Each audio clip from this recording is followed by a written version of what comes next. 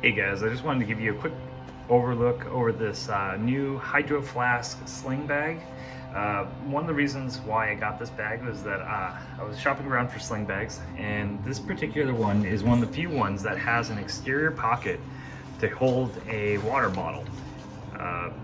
It's really hard to believe that the market has just kind of gone crazy with water bladders, and that they've kind of just given up on having water bottle pouches. I've noticed this about a lot of backpacks, and I couldn't find any sling bags besides the Borealis Sling from the North Face, which can only hold a tiny little like Dasani commercial water bottle, and this Hydroflask one that can hold up to a 32-ounce Hydro Flask.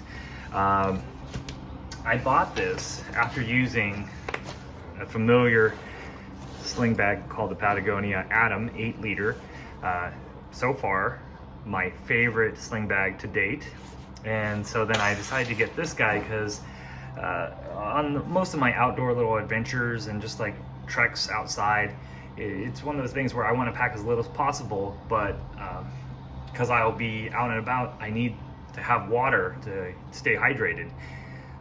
So this was a feature that I wanted to get. I tried rigging up different things, pouches to the Atom, to see if I could get water to hold, and thought about even buying one of those water bottle slings. But you know, this I figured would solve both my problems.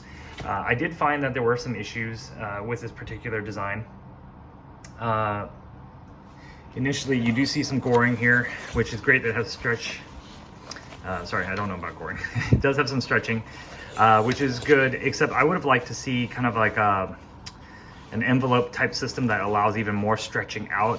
One thing I found right off the bat was that this space, because of the way it's designed, it impedes the space inward, not as much outward as I'd like.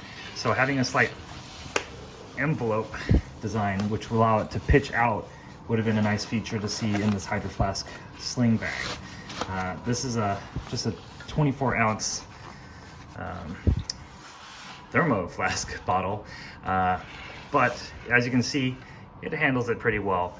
I could try to fit a 40-ounce in there. It's a tight fit. I wouldn't recommend it. 32 is what they suggest from Thermoflask. Also, if you go with a smaller lid, that's probably going to be easier. The top, you know, without the carabiner loop and everything like that. But as you can see, the overall profile of the bag hasn't changed too much, but it has now impeded into the second slot. You can watch the other reviews about how they have it set up, but you can see in here and right now, this has basically become a flat envelope. Anything in here that has depth that you care about in terms of fragility, or you know, if you have a granola bar in there, that's going to be gone if this bottle gets pushed in and out of this quick access pocket. It's not a bad organizational setup.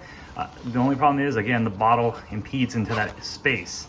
If you go to the main pouch, it's not bad, but the Atom has a good amount of depth to it.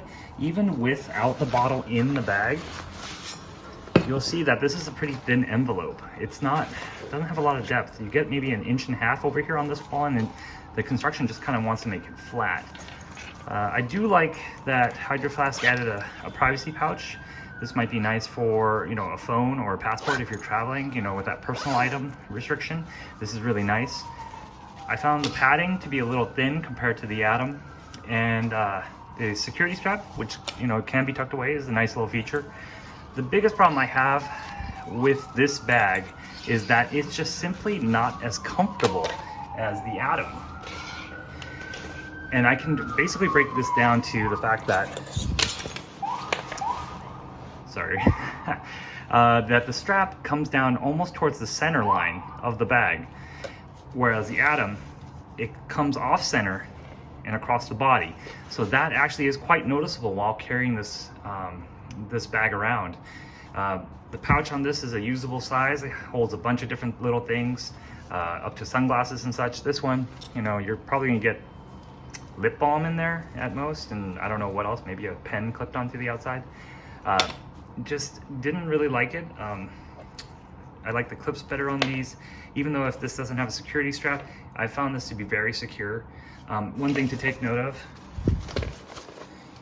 if we're doing a comparison and you want to decide which bag you want to get, I was able to fit that in there with no problems. And I'm sorry I didn't show this a little more clearly, but there's a ton of space still left in there. I mean, just a ridiculous amount of space, even with that bottle in there. This area is not impeded too much.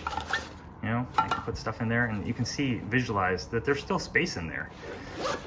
And on the addition of that, we still have the straps that you can pull out and tie, you know, maybe a yoga mat or a jacket or a pair of gloves or something. You can have these straps on the outside to attach everything else. So,